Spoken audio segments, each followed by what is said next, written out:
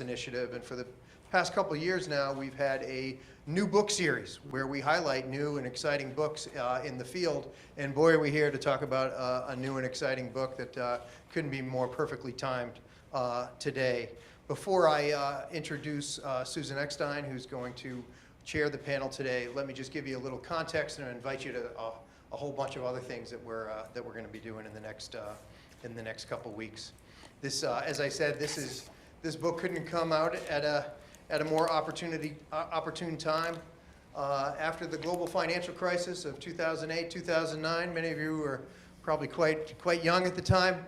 That was perhaps this century's only wave of united multilateralism on some level. We had a real surge of the elevation of the G20, which played a role in mitigating the global financial crisis. And then a few years later, perhaps a culmination of all of this with all the countries in the world signing on to the United Nations Sustainable Development Goals, and the United States and China breaking ground with a U.S.-China climate agreement, which led to the Paris Agreement on climate change. Since then, multilateralism has not been so good to us, but neither has the world economy and so many unexpected shocks. Obviously, just a few years ago, we were struck by the COVID shock, which not only infected and killed millions of people around the world, it also was a shock to our economic system, halting all of our value chains and impacting inflation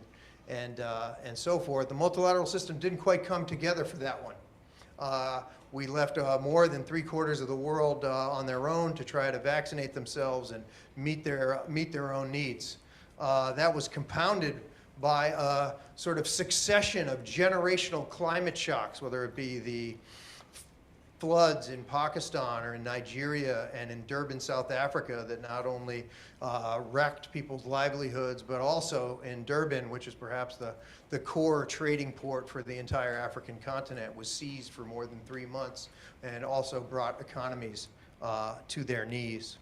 There's also been a major inflation as a result of advanced economies trying to recover a little too fast and too much from these different crises, that after rising interest rates has exported high interest rates and inflation across the world, which has really made the cost of capital for recovering from many of these crises really difficult to obtain. And it's spun many countries into debt crisis that like we have never seen since we've seen in Latin America in the 1990s. Emerging market and developing countries, or the global south as we might like to call it, have been voicing concern about the lack of multilateralism for decades. But after the lack of response through this polycrisis, as it's called, this compounding of all these different crises, they are really starting to voice not only concern about the system, but they're sort of done and don't have the patience that they once had, and so they're creating some of their own systems on their own. They're very concerned at the fact that they have very little voice and representation in the Western-led Bretton Woods institutions and global financial architecture. We came out with a study last year called No Voice for the Vulnerable, which shows that the 58 most climate vulnerable countries in the world have about 5% of the voting power in the World Bank and the International Monetary Fund.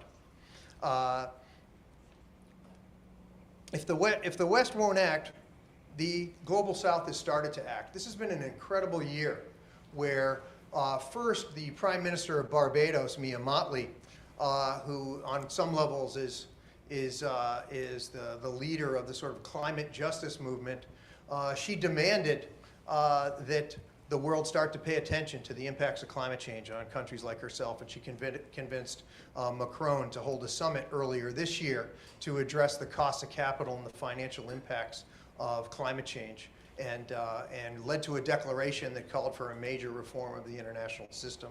Just a few months after that, the BRICS got together in South Africa, and they added new members that were now together they dwarf the G7 in terms of economic firepower and by orders of magnitude in terms of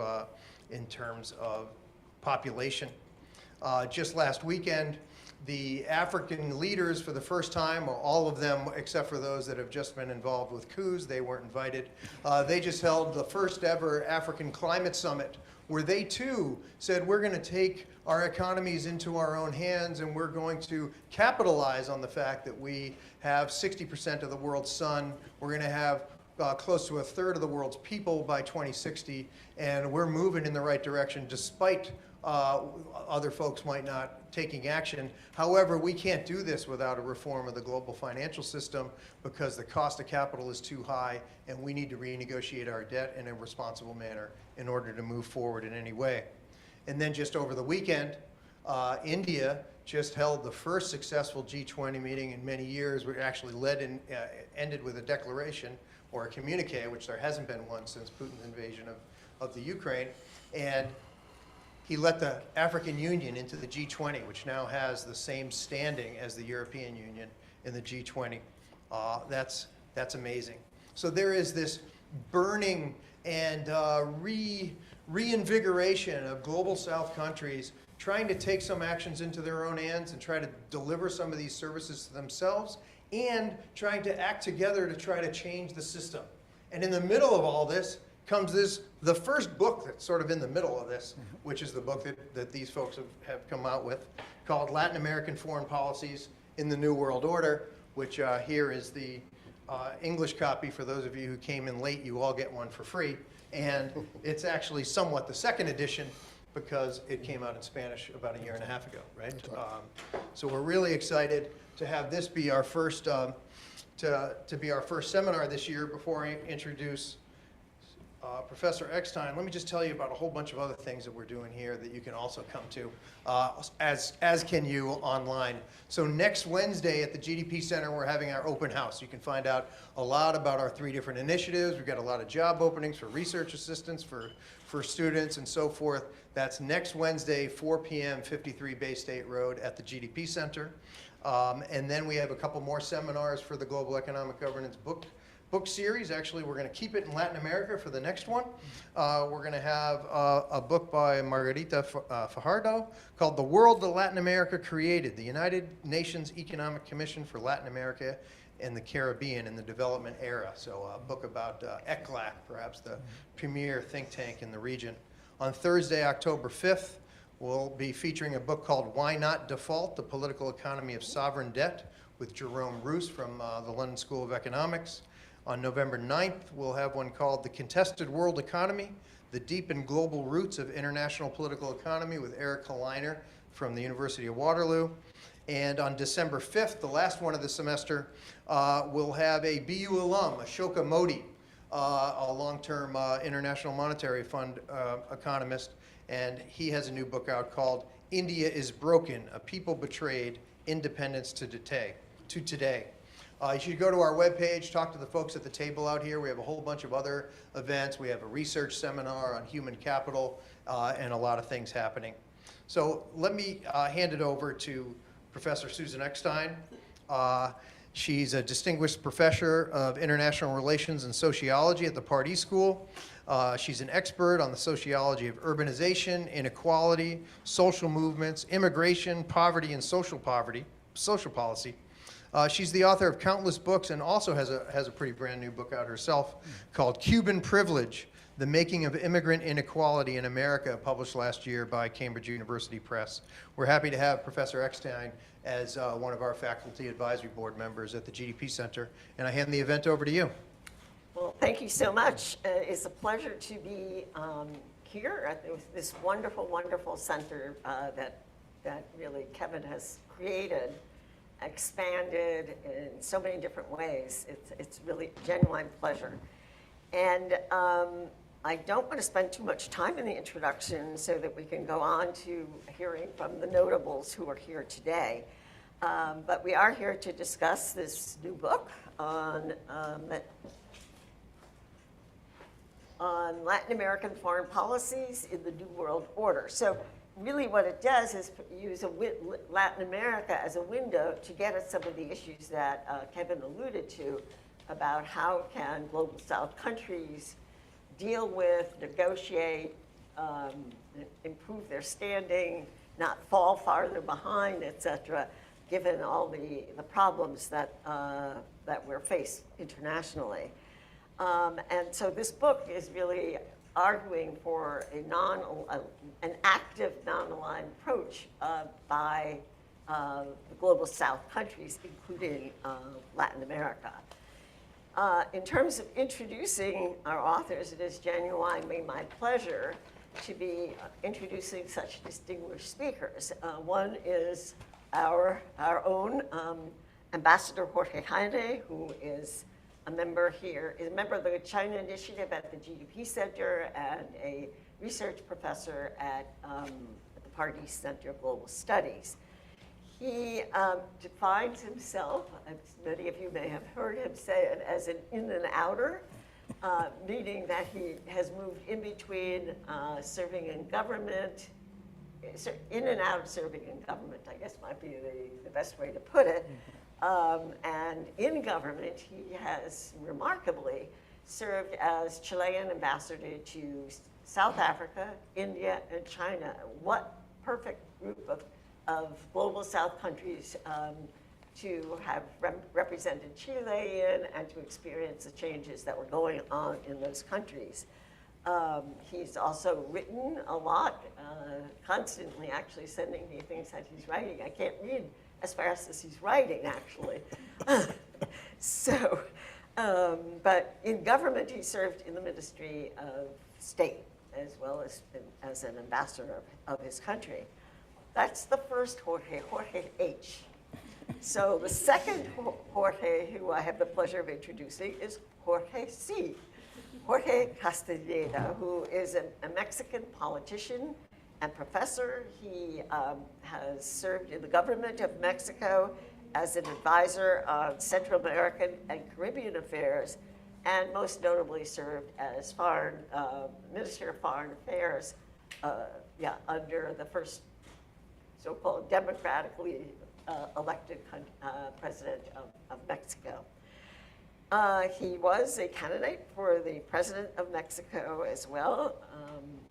Instead, he's a humble professor, both at NYU and in Mexico at UNAM, right, the National University of Mexico.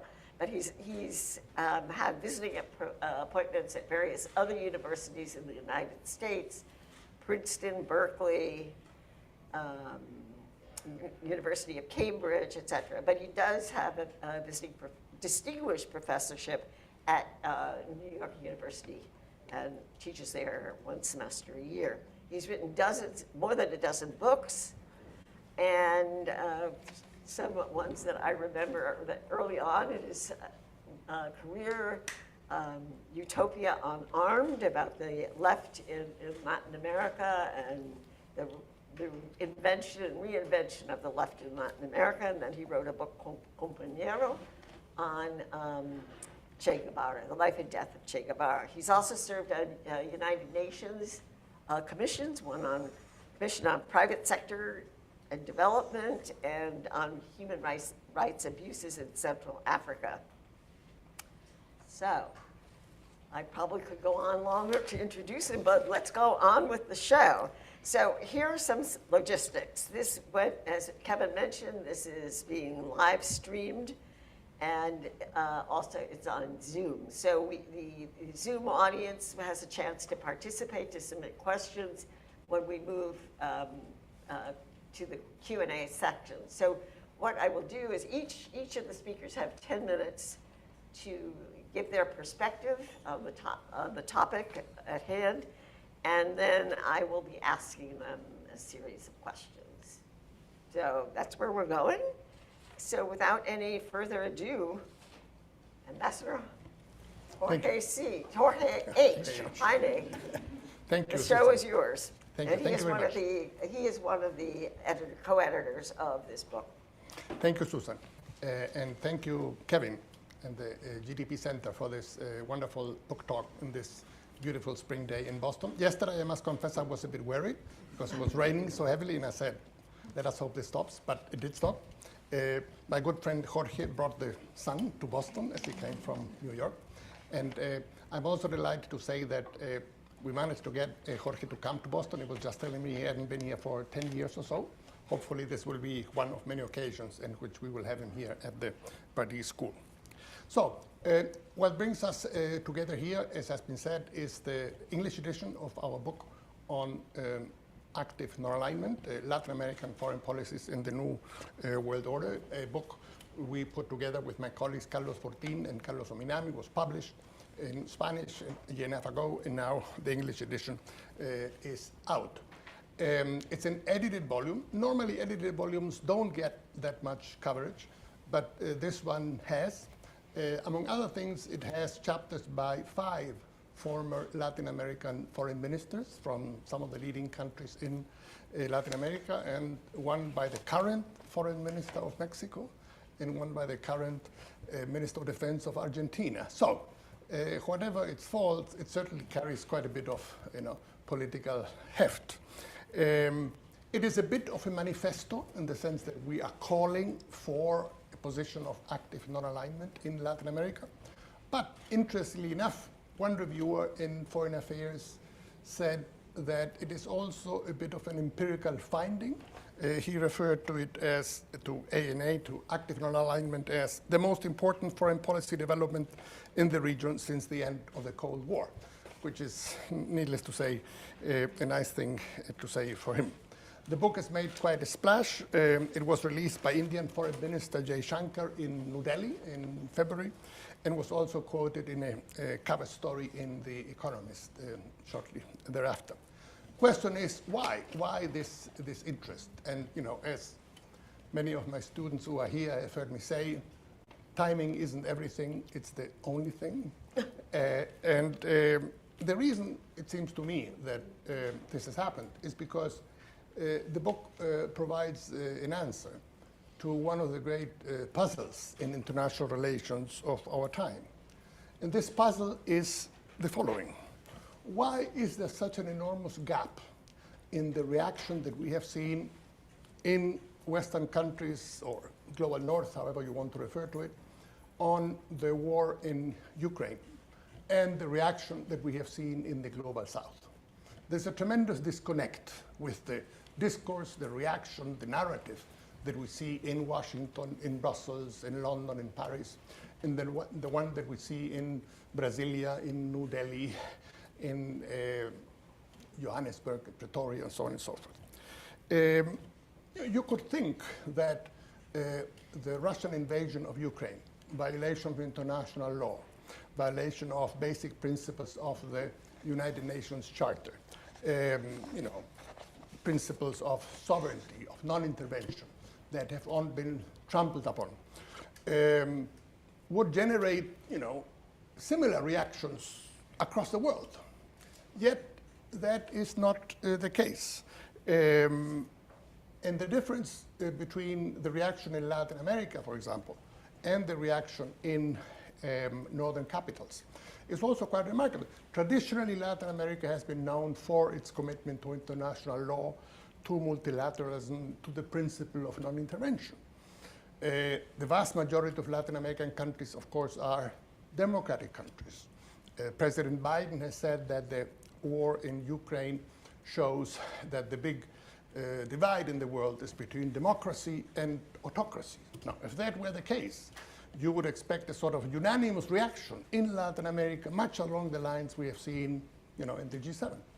Yet, that is not the case. In the leading countries in Latin America, Argentina, Brazil, Jorge's Mexico, the reaction has been very different and studiously neutral in some cases. The presidents of Brazil and Argentina visited Moscow shortly before the invasion took actually place. The Brazilian president, then Brazilian President Jair Bolsonaro, said he was there in solidarity with Russia. Those things do not quite jibe with what we would normally expect. No Latin American country has been willing to provide weapons to Ukraine, although the United States and Germany have formally asked them to do so. The German Chancellor, in fact, visited a number of South American countries, formally asking for weapons to Ukraine, and there was a unanimous rejection of it.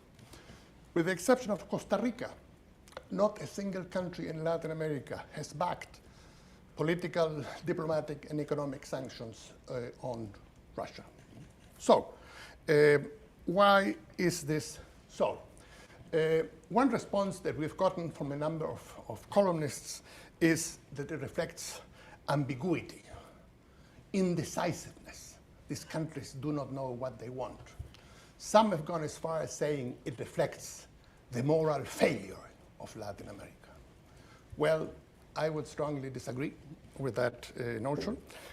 I think it reflects something very different.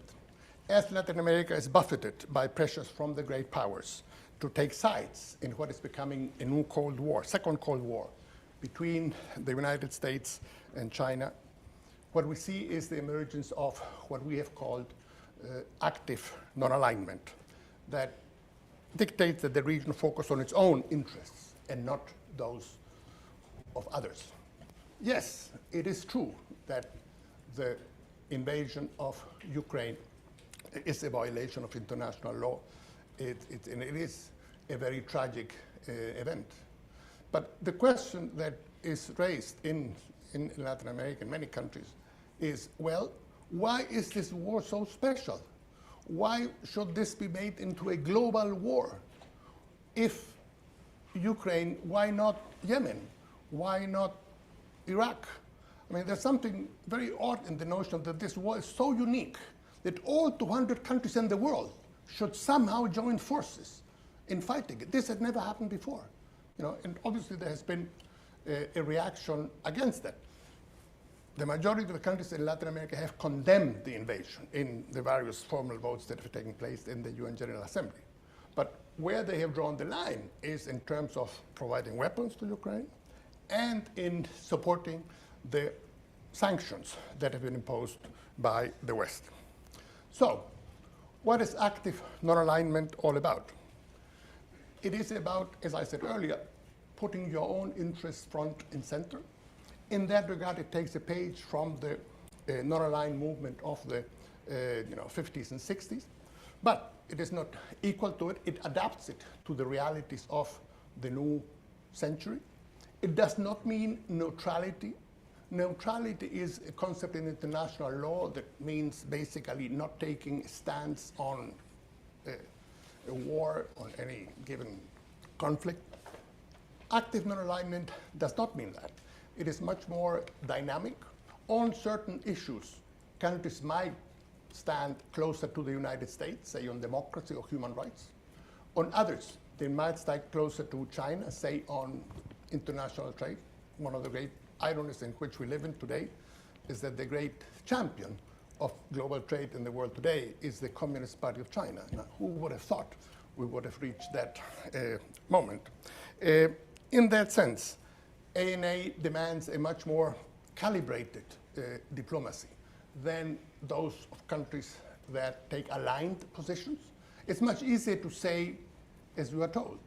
It is much more difficult to have to evaluate each issue on its own and say, on this we will take this position, on that other we will take that other position, which is something that, as a former foreign minister, Jorge knows very well. In the case of Brazil, we can see the proactive dimension of this quite clearly. Brazil, under the presidency of Mr. Lula, does not simply look at the international environment and takes it as granted.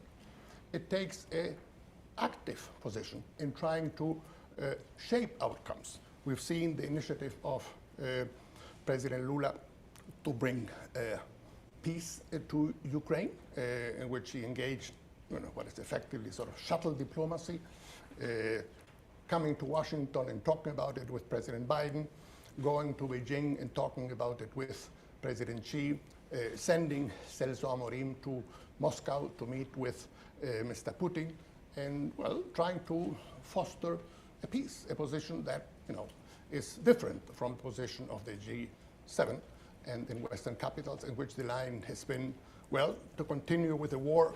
The expression is for as long as it takes, which is different from trying to promote peace. Now, what is interesting, it seems to me, is that this notion of active non-alignment that we conceived and elaborated on for Latin America, as Latin America was being buffeted by the pressures from both the United States and China in the midst of a very deep crisis. Latin America underwent its biggest drop in GDP in 120 years in 2020.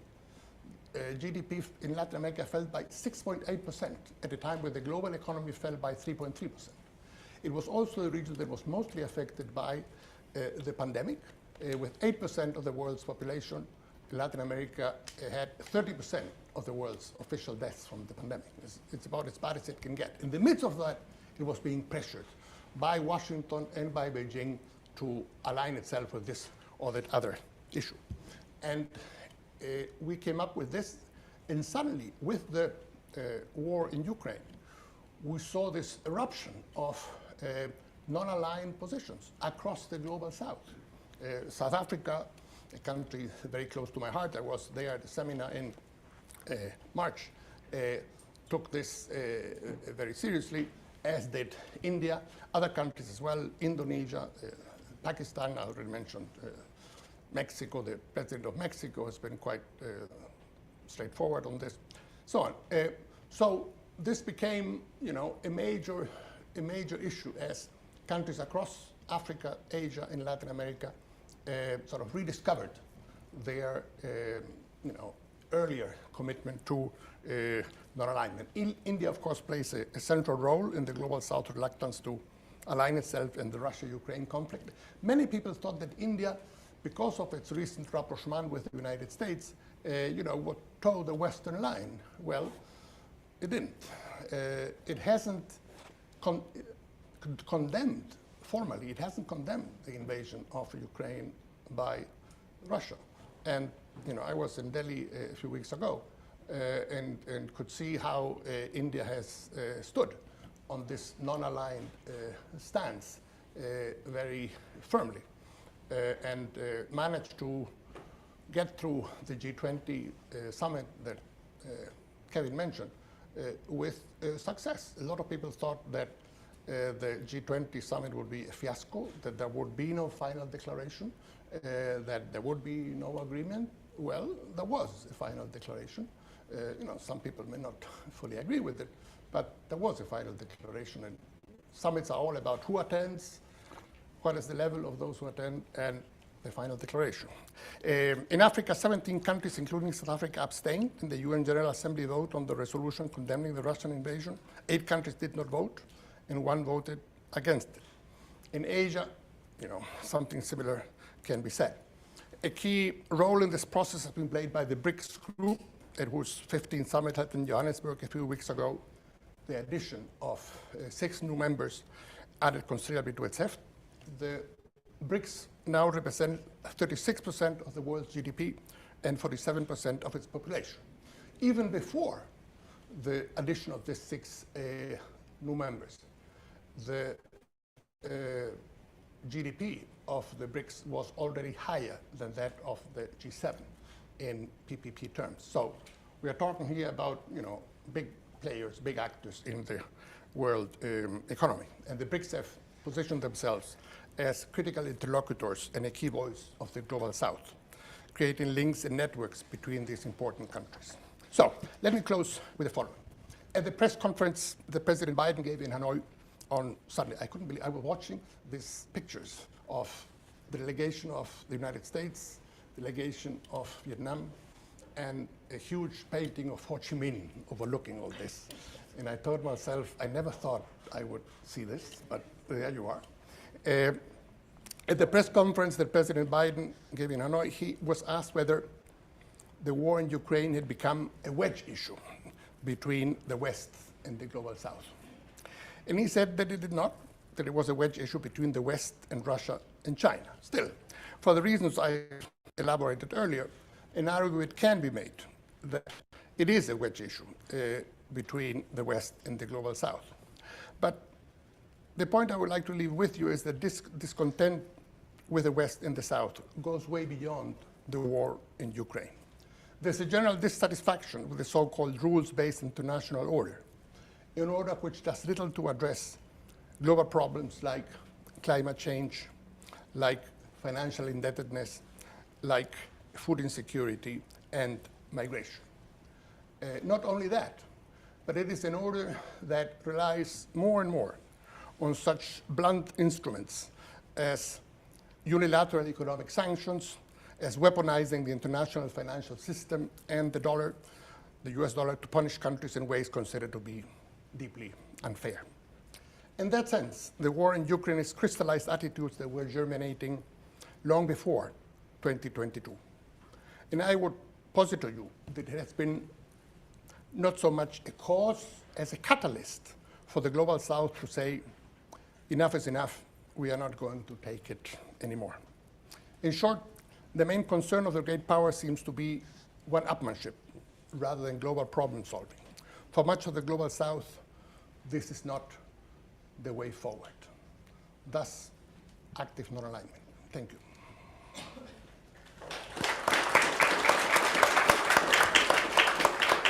Thank you so much. Now we'll turn to the other Jorge Castaneda, and hear from his wisdom. Jorge is a contributor to the book, and I think has a somewhat different perspective, which Yes. I'm waiting to Susan. hear. Well, different and very similar on some accounts.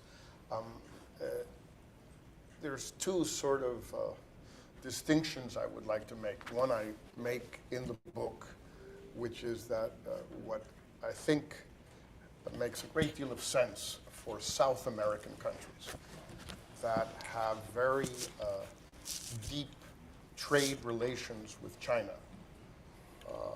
and increasingly investment relations, financial relations with China, and even in some cases technological relations with China. It makes a great deal of sense for them to ask themselves the question of where they should place themselves within the context of whatever you want to call it, rivalry, new Cold War, Thucydides trap between China and the United States. Brazil, Argentina, Chile, Peru, Bolivia, Uruguay, Paraguay, between soybeans and copper and iron and oil, Venezuela also, have very, very strong economic ties with China. And they have to ask themselves a question, given their traditional ties with the United States, the fact that this has been, whatever you want to call it, in derogatory terms, the United States backyard, or in more positive terms, an area of greater cooperation between the United States and South America, whichever term you prefer, those historical ties are there. So they have to ask themselves, what do we do given this new Cold War or whatever? This is not the case for Mexico, Central America, and the Caribbean. To begin with, most of these countries have very weak trade ties with China. Mexico and the other countries, we export virtually no commodities to China, among other reasons, because we have no commodities. A good reason. Mexico does not grow a single pound of soybeans. For some reason, we don't like them. I don't know. The fact is, we don't. Corn. Well, corn, but we don't export corn, we import corn, a great deal of it, and so on and so forth. So there is the type of commodity-based economic relationship that the South American countries have with China, we don't. And that is pretty much valid for Central America and the Caribbean. Little exceptions here or there, but basically it holds. What also holds is that there is very little investment, Chinese investment in these countries, basically for the same reason Chinese investment in South America is commodity linked. They buy land, they buy mines, they buy highways, they buy bridges, they make ports to get the commodities out, shipped off to China. We have no commodities, so we have very little Chinese investment. And in addition, we have a problem, which is that we are somewhat closer to the United States than the Chileans are. 5,000 or 6,000 miles. So far from God. So far from God, so close to the United States, or like Israel, so close to God, and so far from the United States. But anyway, either way you look at it, it's a big difference. And so what makes a great deal of sense, I think, for South American countries in terms of active non-alignment is perhaps somewhat more delicate for countries like Mexico and Central America and the Caribbean, given the ties we all have with the United States. Migration, tourism, drugs. Drugs is a big deal. The Chileans and the Peruvians have a drug issue, but it is not at all of the magnitude of the drug issue on the U.S.-Mexican or U.S.-Central American relationship. So for all of those reasons, I think it's complicated for a country like Mexico and smaller Central American Caribbean countries to be as enthusiastic about active non-alignment as the South American countries are, and rightly so. I would just point out that during the entire history of the first non-aligned countries, movement of non-aligned countries, Mexico never joined. Among other reasons, we have this border. It's complicated. You may have seen it on the map. So, the other distinction I want to draw is a more complicated one. And it's one where perhaps my dear friend and colleague and tocayo, Jorge Heine, and I don't necessarily agree, which is that there's a slippery slope between Latin American or South American active non-alignment, and then the BRICS, and then the Global South. I don't like the BRICS and I don't like the Global South as notions. I don't like them. Global South, I have a huge problem with the Global South. It's called China. It's a big, big problem. It's a problem of 1.4 billion people. Why do I have a problem? Well, for starters, geography. Of course, all of China, as you know, is well above the equator. Most of it is well above the Tropic of Cancer.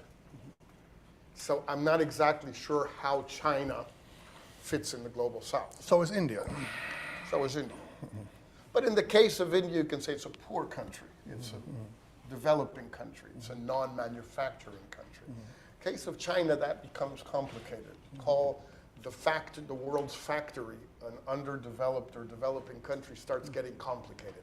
Just saw a picture a few days ago, which was interesting because it's the same problem. At the Bandung conference in 1955 in Indonesia, students here perhaps not totally following that, but I see some people who may remember or have read about it.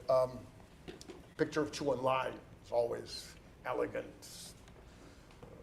charismatic, sitting next to Nasser and Tito and Sukarno and Nehru. Nehru, of course.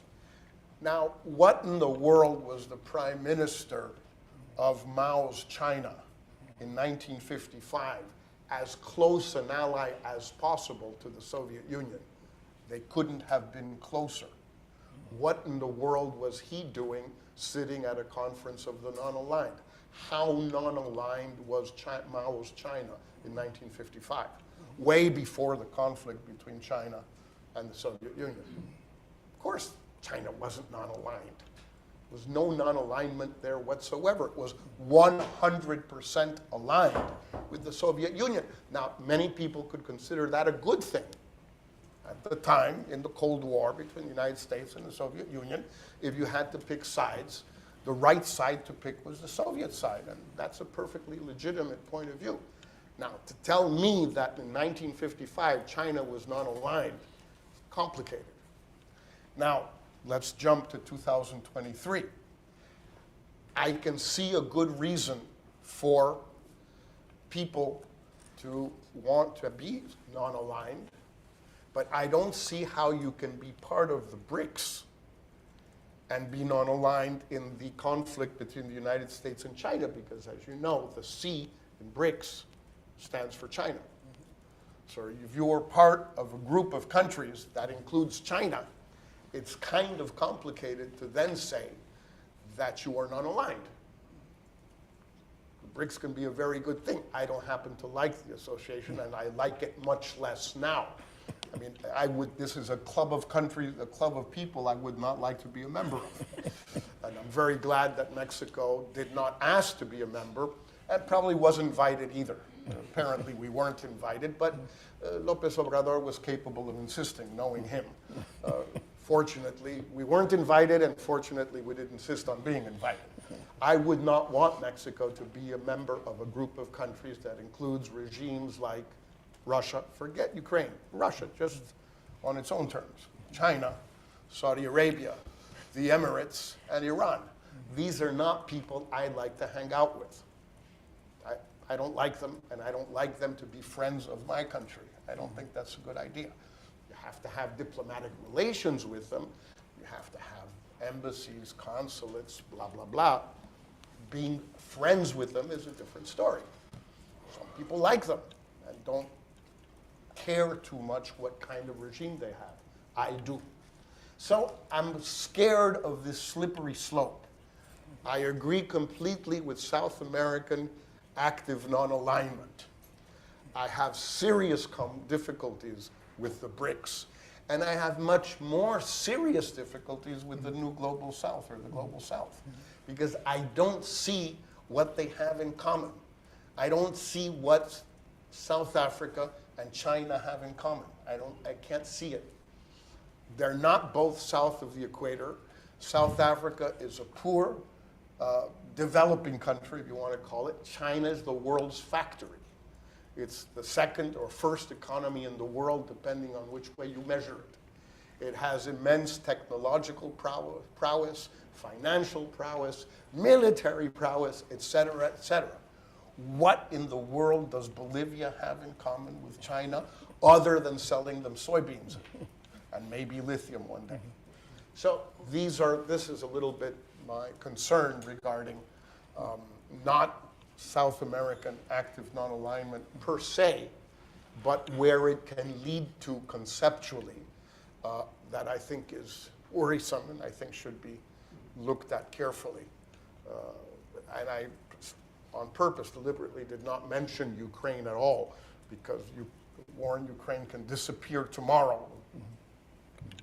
Putin can fall, or his plane can fall. That's what happens. These things happen in Russia these days. And Russia withdraws its forces from Ukraine, and the war is over. All of these problems I just mentioned are the same with or without the Russian invasion of Ukraine, which deliberately I did not mention. Thank you, Susan. Excellent. Thank you so much, both of you. So I will ask a few questions to them and then open it up to questions from us and also for the people who are on Zoom. I really do want to ask about the BRICS, but I want to go back a little bit historically.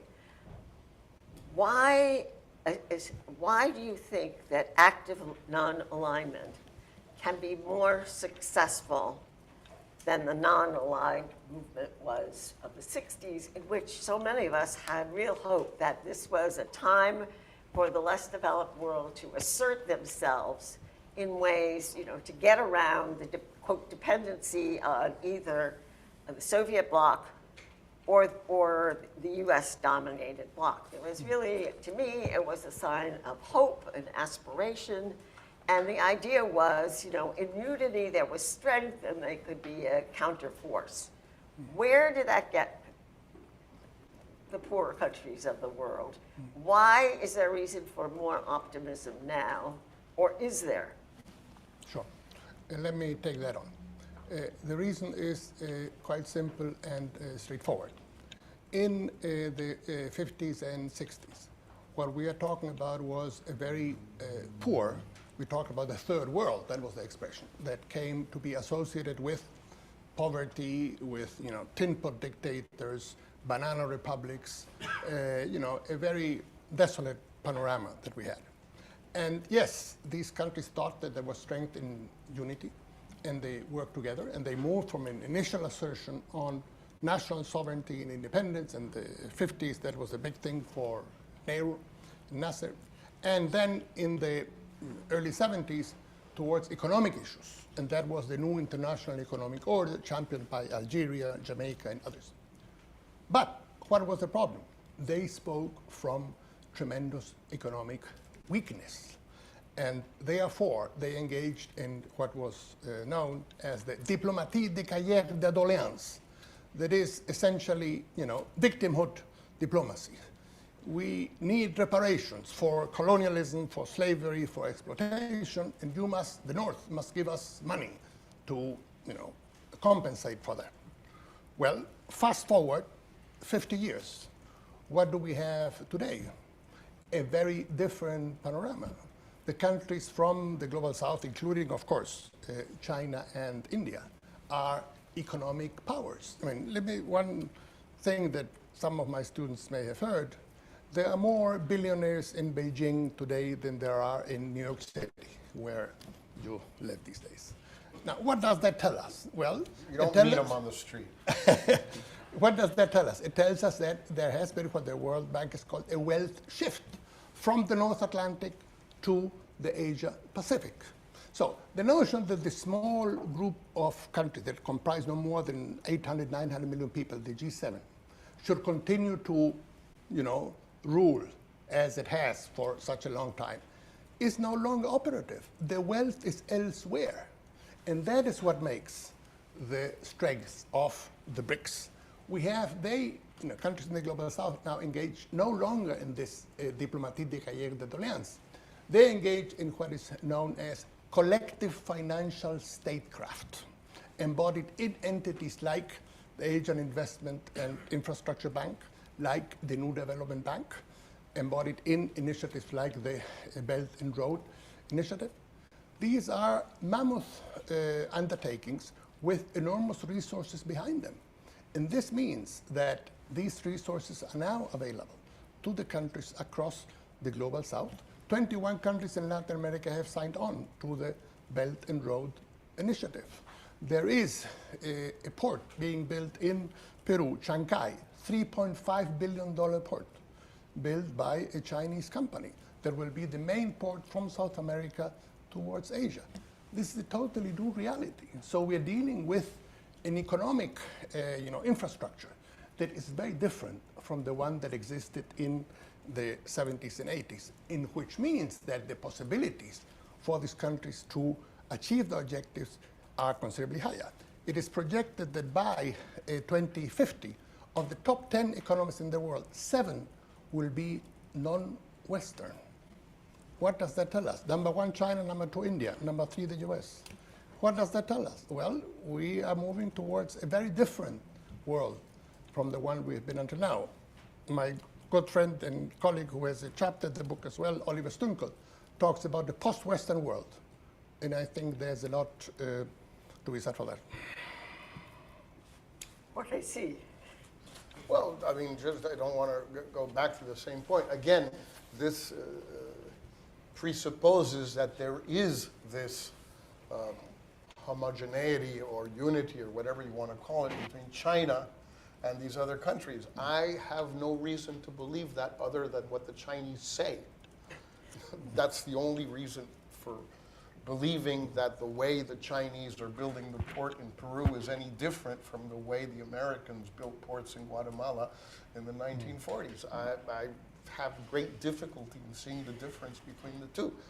And if you ask, for example, the African countries that have a bit more experience with the Chinese than the Latin American ones, it's not that they are overjoyed about how nice the Chinese are. They're not. They are tough cookies. They are very, very restrained and constrictive and strict and tough in debt negotiations. They haven't been willing to condone any debts after the COVID and Ukrainian crisis. They are as tough as the Americans ever were, if not tougher. Ask the Sri Lankans about their port and what happened to their port that the Chinese built. Sri Lanka ended up not being able to pay for it, so you know what the Chinese did with the debt that Sri Lanka owed for the port? They said, we'll just capitalize it and we'll own the port, hand over the port. Sri Lankans had not much choice, so they handed over the port. So now the port belongs to China. I have great difficulty in understanding what the difference between the Chinese and the Americans is on any of these accounts, except for one basic factor, which is, for Latin America, fundamental. But I don't share it, that the Chinese are anti-American. That's a big deal. And that's a very good reason for a bunch of governments in Latin America to like the Chinese more than the Americans. Why? Because many governments in Latin America today don't like Americans, which is a perfectly rational and perfectly understandable feeling. I just don't happen to share it. But other than that, what's the difference? Where is it? Interest rates, prices, renegotiation terms? In places like Mexico, where we've hardly ever had Chinese investment, but the few times, I don't know if it's true elsewhere, I've read that it is, but I don't know. You ask the Chinese to come and build something, they come and build it, and you know what they bring with them? Thousands of Chinese workers to build it. Jobs for Mexicans? It's Chinese workers. Nothing wrong with Chinese workers. The benefit for Mexico? I don't know. So anyway, that's a little bit. If I may, I may add a footnote. I was ambassador to Sri Lanka, cross-accredited from New Delhi. So I know the case of Hambantota, which is the port that Jorge referred to very well. Well, you know, the literature is quite clear. There is a classic case in which, you know, the government of Sri Lanka, because various family members in government were from Hambantota, went in over the head. They built an airport that had no planes flying in and out. They built a stadium which had a higher capacity than the population of Hambantota. And so they had the Chinese build the sport. This was not a Chinese initiative. This is Sri Lanka doing things that they shouldn't have done. It can happen with China, it can happen with anybody. So, you know, Hambantota, which is always shown as Exhibit A, is really an exhibit of misgovernment by the Sri Lankan government, in which the Chinese happen to be at the other end. So, anyway. You have a question? Oh, wait, I think well, should we open it up? Let me ask at least one more question, and I'm happy. You're in charge, I'm just Susan. taking my role You're in charge. seriously. I don't mean to undermine you. So I want to get back to the issue of the BRICS, which I initially was really very positive about. This kind of third worldism, you know, like these countries are being, you know, asserting themselves.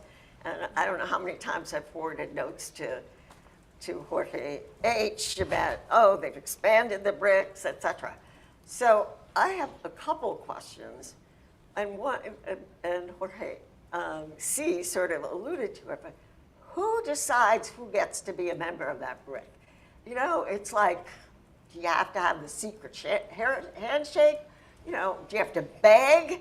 What in the world do you do to become a member of this group? So that's one question that really bothers me. I like open access. And so I'm just wondering, but I get the feeling they're saying, no, you can't join, you can join. And it's really hard for me to look exactly, I mean, none of the poorer countries are in there, but I can't, you know, figure out what criteria they used. I looked up BRICS, actually, in preparation for this to get some more sense of it. I didn't do deep research. But one of the interesting things I found, you know what the origin of this term is?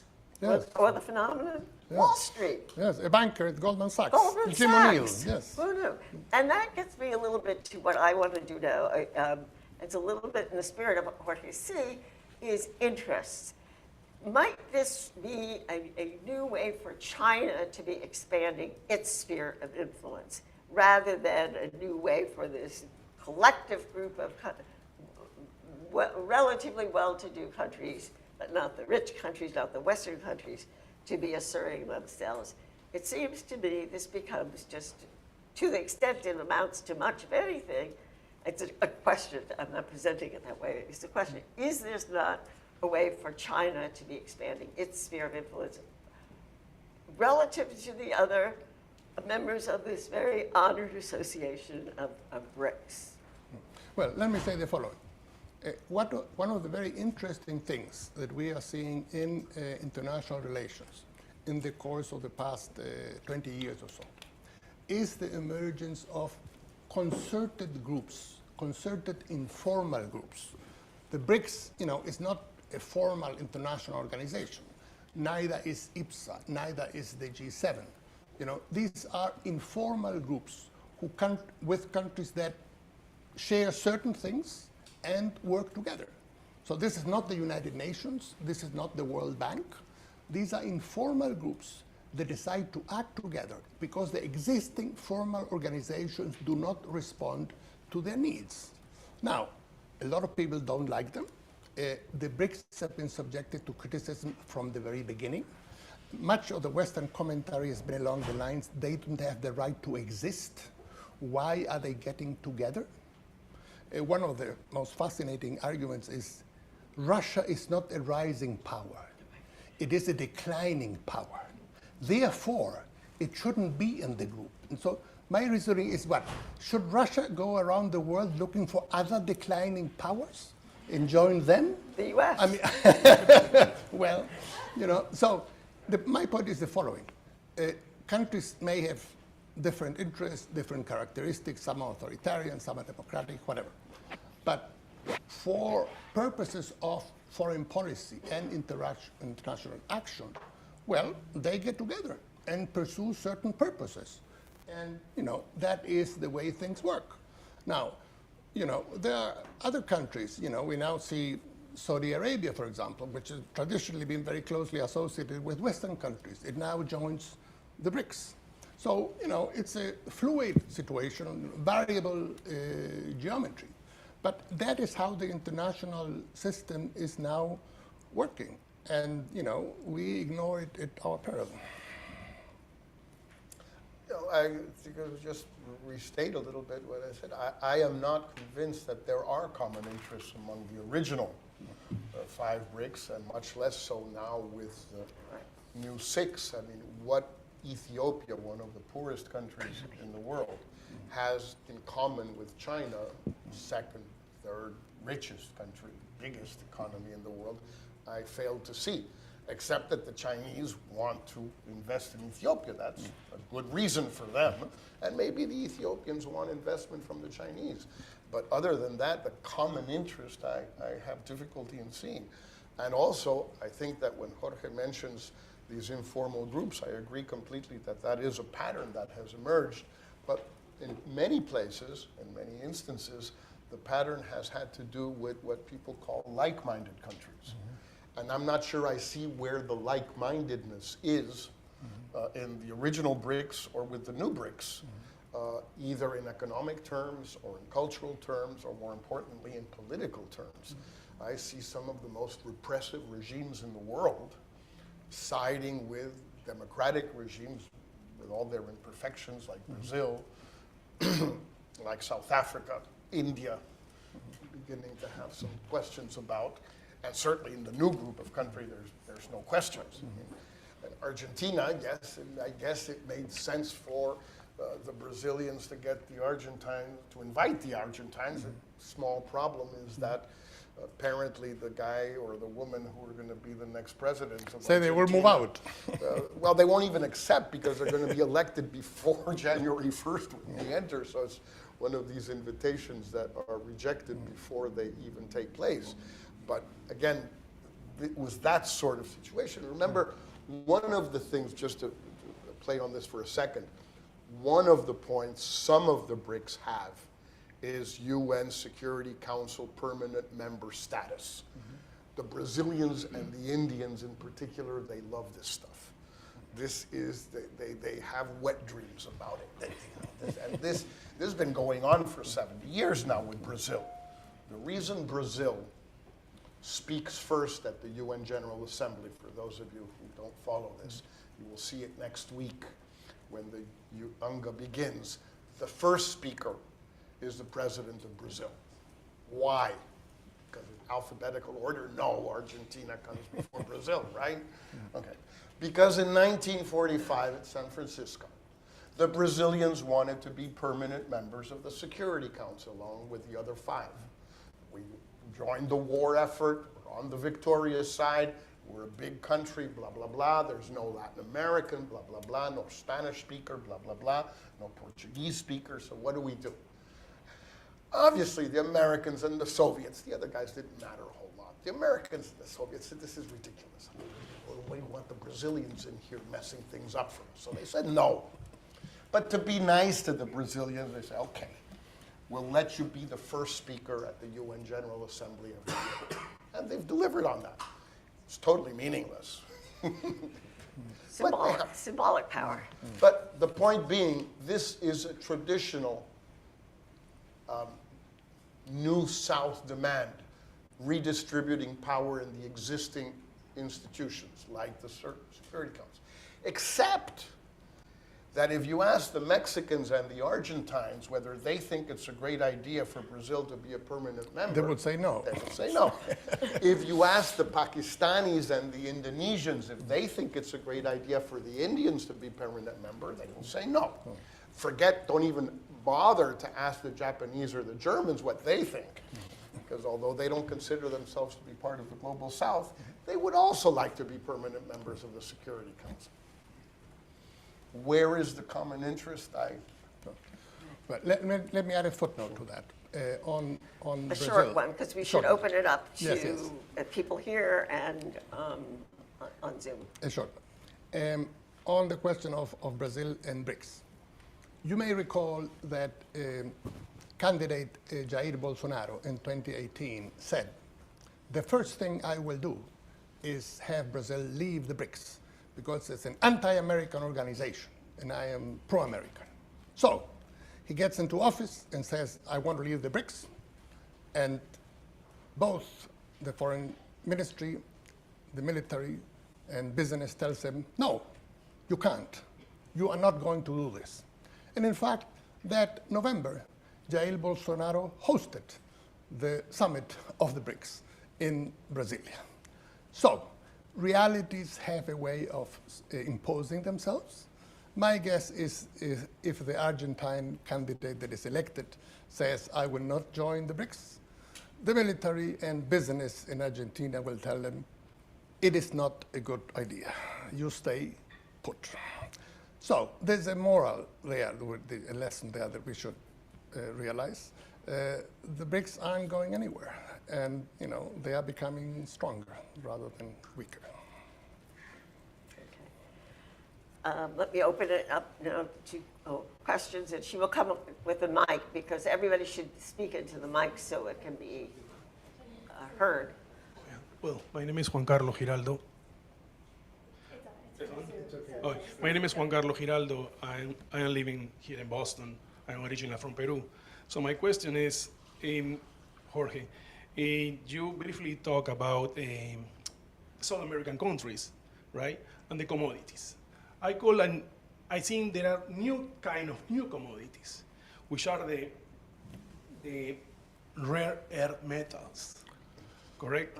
So Latin America, Bolivia, Argentina, Chile, Peru, pretty much has an enormous potential in terms of lithium, graphite, nickel, manganese, and other rare earth metals. And they are essential for the green energy transition, correct? So my question is, what will be the role of Latin American countries and US, China, and Russia? Thank you. Well, I'd like to hear what Jorge says because he knows more about this than I do, but Russia, I don't think, has a role to play either way. They are a third world country. Gas station with nukes, as Obama said. Good appreciation. There is an issue, what the Latin American countries can do with these new commodities. Some are newer than others. Nickel. Cuba's been exporting nickel now for 70, 80 years. So some are newer than others, let's put it that way. I think that is a great opportunity because the prices can be high for a long time. There is a certain concentration of many of these minerals in South America. In Mexico, people say we have lithium. It remains to be seen. It's one of these Mexican myths. Be careful with it. But I think that there's a chance to perhaps develop the exploitation of these minerals in a wiser manner than over the last 150 years, either with the Americans or with the Chinese or without either of them, but with local investment. We'll have to see.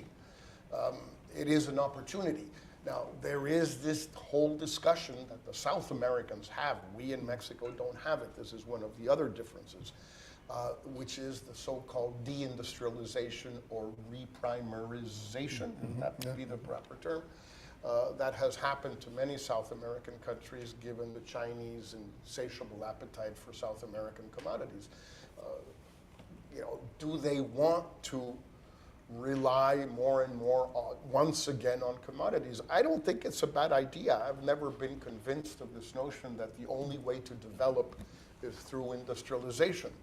I'm not so sure, but I can see the value of the discussion and where we're going. And I think it's interesting for the South American countries to decide whether they want Chinese or American companies to help them exploit these minerals, or they want to do it on their own. It's a good question. Let me speak to that very briefly, if you allow me. Sure, of course. The lithium case, I think, is a particularly interesting one. Chile is one of the largest lithium deposits in the world. We have both US companies, Albemarle, and a Chinese company, Tianqi Lithium, that have invested heavily in lithium in Chile. And the challenge we have, and President Boric has been talking a good game about it, is, well, how do we add a bit more value to it, as opposed to exporting it in bulk, as we have been exporting copper for a long time. And what I find fascinating is that the efforts to get either the Chinese or the Americans to have, say, batteries made in Chile. We have the copper, we have the lithium, we have other things. You say, well, this is a marriage made in heaven. We could have, battery factories in Chile. And the response has been unanimous, both from the Chinese and from the Americans. No, forget it. We just want your raw materials. We are not going to build any factories here. So I think there's an interesting, parallel there. And we'll have to look for ways, it seems to me, to, add more value to our commodity. The traditional Latin American business cycle for 200 years has been up and down, depending on the price of commodities, And I think it's about time we try to break it. How we're going to do it, we'll see. But that, it seems to me, is the challenge we have. Thank you. Very good question.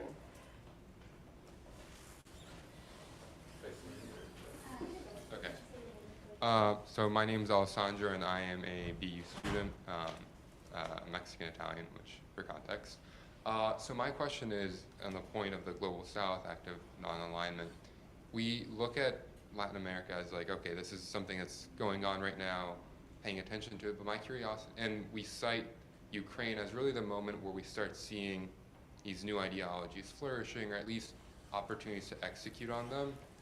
My curiosity, or the question that I have directed to the both of you, is when Central American and South American countries have accepted projects from China and then immediately reacted by changing their recognition of Taiwan as an independent country to being part of China, or to just altering their recognition of it, was that not a moment where the idea of active non-alignment, or perhaps the unity of the Global South, begins to clash, as there is some sort of power dichotomy within that transaction of accepting infrastructure projects and then removing the recognition of Taiwan?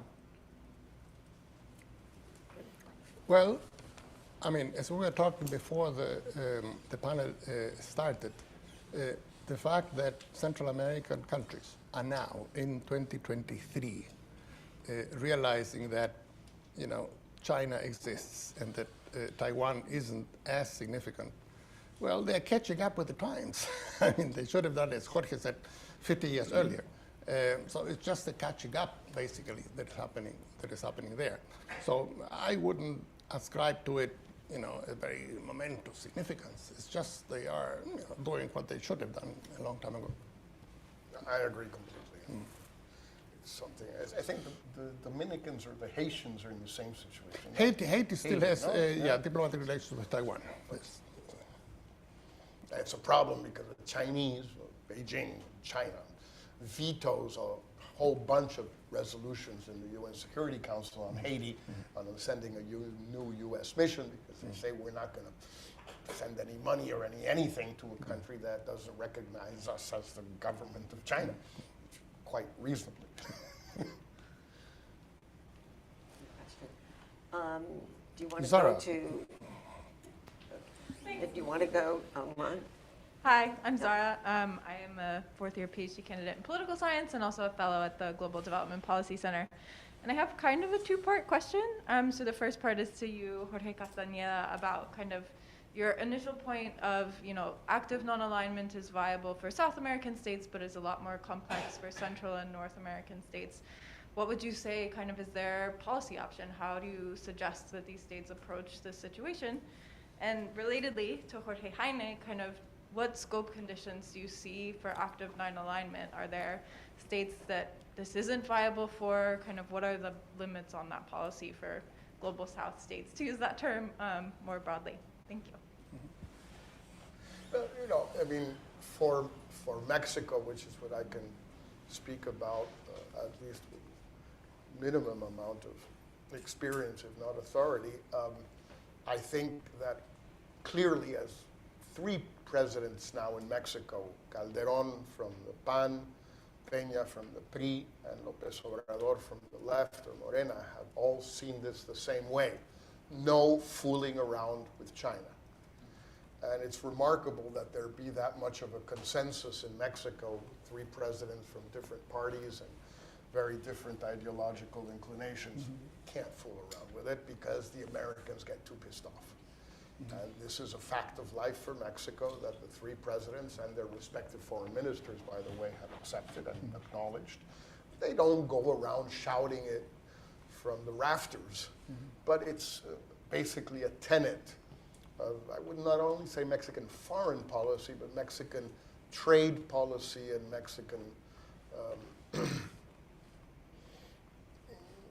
investment policy. We had a problem at there's a Mexican National Electric Power Company wanted to lay una línea troncal, ¿cómo se dice, de fibra óptica, how would you say? Fiber optic cable line. Cables from Mexico City to the border and then along the border. And at the beginning of the Peña Nieto administration 10 years ago, they set a tender and Huawei made an outstanding bid. And the Americans, the Obama administration, before Trump, said, no way, Huawei. Okay? And the Mexicans said, okay, that's the way it is. So what can a country like Mexico do? Well, what it can do is on given issues, seek out like-minded countries where and be very active in defense of a given number of causes, whether it's combating climate change, whether it's defending human rights, whether it's collective defense of democracy, whether it's fighting corruption, on drug issues like what Petro tried to do last week in Colombia. I think it was a miserable failure, but the idea of trying to have a sort of common Latin American or some Latin American countries having a common drug policy, I think is a good one. That sort of stuff you can do. But you cannot, forgive the term, flirt with the Chinese. Can't be done. And that's something that, as I said, Mexican governments have accepted. So let me piggyback on that and talk about fiber optic cables. There is a fascinating and very instructive case this time in Chile. It is often written about the cost of doing projects with China. Well, there's also another case of the opportunity cost of not doing projects with China. When I was in Beijing, I submitted with the Deputy Minister of Telecommunications that was visiting January 2016 a project to install a fiber optic cable across the South Pacific from Valparaiso to Shanghai. A memorandum of understanding was signed between Chile and China. It was a Chilean initiative.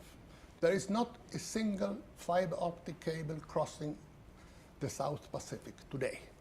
So electronic communications go from Asia to California and then go down, which is much more expensive and slower than it would otherwise be. Sometimes people say, well, perhaps it's not needed. What do you mean it's not needed?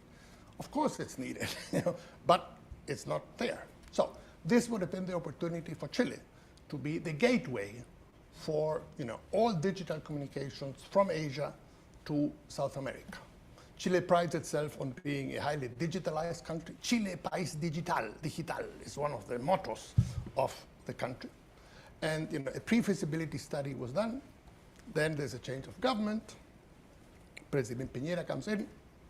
Secretary of State Pompeo visits Chile and reads the Riot Act to the government and says, this will not happen. And the government of Piñera said, fine, and killed the project and substituted it, this is extraordinary, for a fiber optic cable to Australia. There is no trade between Chile and Australia to speak of, but it was suggested, well, we'll do something. Well, this was in 2019. 4 years later, that project that was called the Humboldt Project, very fancy name. The idea was we bring in Brazil, we bring in Argentina. It will be much cheaper because the distance from Chile to Australia is much shorter. I mean, what kind of argument is this? But anyway, guess what? Last week, the project fell apart. It's not going to happen. The funding isn't coming through. Various entities that were going to fund it decide that it's not worth it. Well, I could have told you that 4 years ago. I mean, there's no demand for e-traffic between Australia is 20 million people. It's a bit like Chile, a mining country. We compete with each other. So if that project with China had gone through, by now perhaps it might be ready or short to, and Chile might be the gateway for digital connectivity with Asia. It isn't. So, again, there's a lesson there. Yeah. Great. A couple of questions from our online guests. One is from Gregory Chin, who is a non-resident senior fellow at the GDP Center with the Global China Initiative. And he asks, how does Jorge Castañeda explain the billions of Chinese investment in Mexico in the automotive sector, including EVs now? But is all of this investment in manufacturing capacity built up in Mexico a mistake? And I'll just do a couple. We have another one that says, Brazil wants to reform the Security Council of the United Nations. What are both of your thoughts on that? Well, on the first point, I hadn't heard about these billions of dollars of Chinese investment in Mexican automobile parts. I have read articles in the media saying that all of this is going to happen, but I haven't yet found them. There's people looking for them in northern Mexico. They haven't found them yet, but maybe they will. What I do know is that Tesla was scheduled to build a huge plant in Monterrey, which was going to open in 2024, with a whole lot of Chinese suppliers around the plant. And this was all over the media, right? So a lot of you read about it, right? Well, it's been initially postponed till 2027. The Chinese suppliers were all told to wait, and it remains to be seen whether any of this will actually happen. So I think that the mistake lies in believing that all of those billions of Chinese dollars in investment in Mexico will actually ever materialize. That's the mistake, not investing. If they do invest, all the better. I hope they do. It'd be great for Mexico if they do, but they haven't. On the Brazilian question, I mentioned it before, I would be very happy with any of the many solutions that have been thrown around at the UN for the last 25 years about how to reform the system. A permanent member situation with no veto, sort of hybrid. Because the non-permanent members don't have veto, permanent members have vetoes. How about a permanent member without a veto for Brazil and or India, Japan, Germany, who are the main ones? Indonesia's complicated, and then there's always the the African issue. If you're going to do this, you can't keep Africa out. So what are you going to do with Africa? Well, Nigeria has, somewhere near 200 million people. South Africa has about 40 million people. So what are you going to do there? You're going to have South Africa, that you know well. I would vote for South Africa. Reasonably enough. He loves the place. He lives there. It's a wonderful country. But, they have 1/5 the inhabitants of Nigeria. That was one option. Another one, a rotating permanent member for 5 years or 10 years. So you would have Brazil first, because they get all excited about this stuff. Then you would have, let's say, Mexico. And then 10 years later, 5 years later, you would have Argentina. That sounds kind of reasonable. You want if the gentleman wants my opinion, it's very simple. None of this will happen. Why? Because the P5 will never extend the privilege of being a permanent member of the Security Council to anybody else. And since it's their decision, it won't happen. Now, Biden will pay all the lip service you can ask for when he talks to Modi, and he loves Modi, and Modi loves him, and he loves Lula, and Lula loves him, and blah, blah, blah, blah, blah, blah, blah, blah, blah. It will not happen. But if for some chance the United States were not to veto it, they have this buddy in the Security Council, the Americans. It's called the United Kingdom, which tends to do pretty much what the Americans ask them to do. And the Americans would ask them to veto it, so the Americans don't have to veto it, and it wouldn't happen. That's my opinion. Yeah, I'll pass on that. Those are the questions that you have? Okay, so let's go back to some questions here. Hi, my name is Ankit. And Sorry, can you wait for this? Thank you. And I think this will be our last question from the audience. Thank you. Okay, I have the privilege to ask the last question. Hi, my name is Ankit. I'm a student at Party School. So my question is, how do you see Latin American non-alignment going after the pink tide is over? Suppose if Bolsonaro comes back to power in Brazil, suppose Well, he won't. He can't run. So suppose a right-wing party comes to power in Brazil or in any of the Latin American countries. Do you think the active non-alignment, which you guys discussed, would continue? And kind of a follow-up question. So, how would you describe Saudi Arabian and Emirati non-alignment?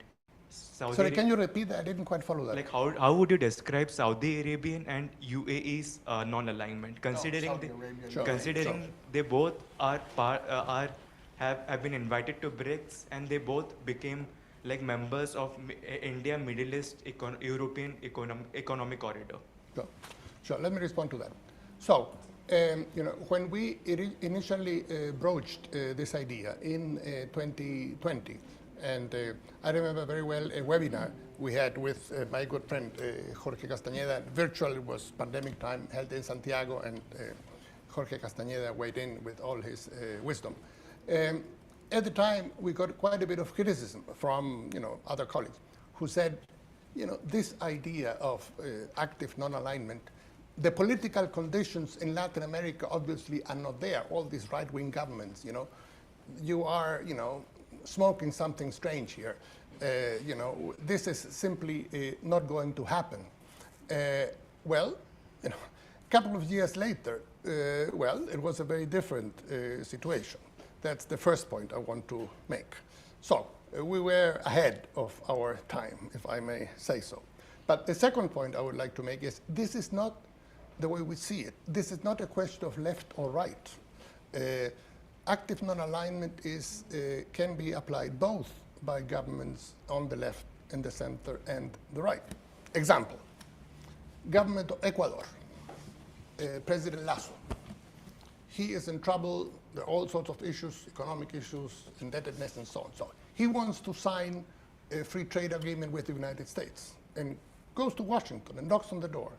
And he says, I would like a free trade agreement with the United States like Peru has, like Chile has, like Colombia has. And he is told that no uncertain time, the United States is not signing free trade agreements these days. So go home. So what does he do? He goes to Beijing and knocks on the door there. And Beijing says, of course, happy to. And they negotiate and sign one. Now, if the government, the right-wing government of Mr. Lasso, was aligned with the United States, well, it couldn't do this by definition. A free trade agreement is a serious foreign policy initiative. But it did so. Why? Because that is what you have to do under the conditions he finds himself. So again, active non-alignment is not about right or left. It's about putting your own interests front and center and not simply do as you are told. On Saudi Arabia and the United Arab Emirates, I will say this. What I find most extraordinary is that Saudi Arabia had traditionally been seen as one of the staunchest allies of the United States and of the West. And there's a long history of that, business and family and politics and so on. And suddenly Saudi Arabia is playing hooky and is, flirting, as Jorge said, with China. Well, what you have is that countries across the world are realizing that it is not a good idea to align yourself totally with one side or the other, that you keep your options open. I mean, Vietnam is another classic example. President Biden was there now in Vietnam. Vietnam and the United States signed a comprehensive strategic agreement. I mean, how more aligned can that be? Does this mean that Vietnam has broken relations with Russia or with China? No. It continues to be very close to Russia, continues to be very actively engaged with China. So you can sort of play both sides against the middle. And this is what smart governments in the global South are doing. And just very briefly on the question of global South, what I love is for a long time the expression global South wasn't really used in the international media. They were as skeptical as Jorge is. Now they refer to it as the so-called global South, which I find, it's coming through. At least progress is being made. Thank you. Just on the Latin American part of it, I agree with Jorge. If there is a future for active non-alignment in South America, it has to be something that is shared both by right of center or left of center governments. Absolutely. And I think it largely will be. There are problems, unforeseeable problems, which emerge now and then and which complicate life. Ukraine is one of them. It's a complicated issue because many Latin American or South American countries would have preferred not to have to take a position. It's not a question of taking sides. There's always two Latin American countries, non-permanent members of the Security Council, and they have to vote when there's a resolution. You can say vote yes, vote no, or abstain. The Brazilians love to abstain. By the way, I've never understood what in the world they want to be permanent members of. For they always abstain when they're non-permanent members. But anyway, they like that. These issues get in the way. But in general terms, I think it's absolutely true that it has to be a stance that is shared by governments across the political spectrum, and it probably will be, depending on the intensity of the conflict. Some of you, well, you've all read about, obviously, the Cuban Missile Crisis. And there's all sorts of ways of looking at it, but in 1962, there was an OAS resolution totally siding with the United States, and every country in Latin America approved it, including at the time a relatively progressive government in Mexico, López Mateos, a relatively progressive government in Brazil with Goulart already, or Cuadros, it was Goulart already in 62, and so on and so forth, and Frondizi in Argentina. When you have a Cuban Missile Crisis, well, it's not expected, and what do?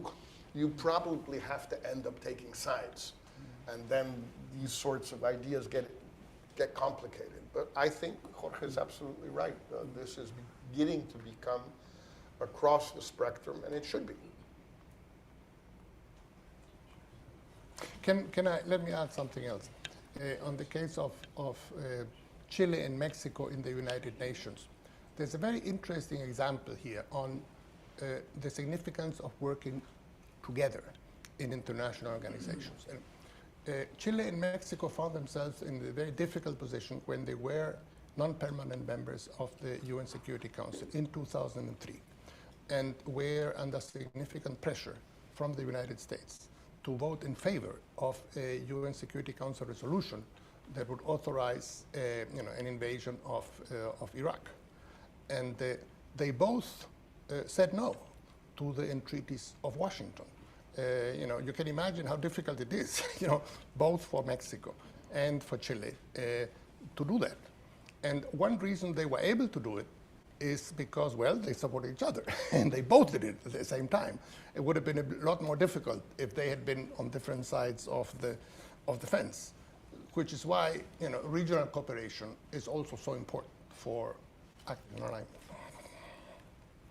I think on that positive note, I want to thank our illustrious speakers, and we will thank you, audience, on Zoom, and we will adjourn to a reception now for those of you who are here.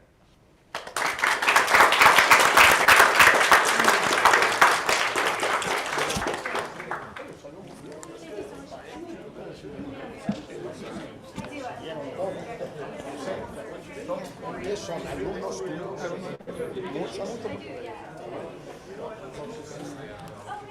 Entiendes. I just need to grab the mic. You're